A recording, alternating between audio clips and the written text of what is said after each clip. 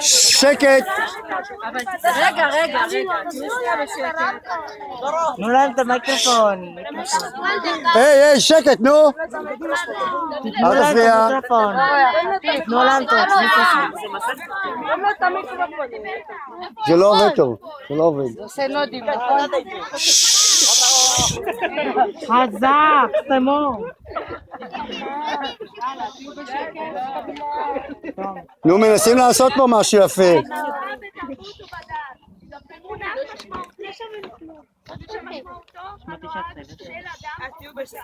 לא לרדוף, להעליב שונים ממנו. מי הם השונים ממנו? אנשים אחרים המרגישים באמונות שונות משלהם. נראים או מתנהגים באופן השונה מזה המקובל בסגנונו של אותו אדם. סובלנות. שבי, מוסכם. לסבול אותו כי הוא הרי גורם לנו לסבל. אבל היות שאנחנו בסדר, לסבול אותו למרות. ההבדל בין סבלנות לסובלנות. סבלנות, אורך רוח, היכולת לחכות למשהו מבלי לאבד עניין או להתרגש. למשל, להקשיב למישהו בסבלנות, להמתין בתור בסבלנות.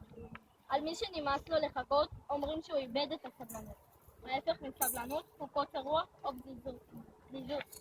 סובלנות, היכולת לכבד אנשים גם אם דרכם ומחשבתם שונה משלך.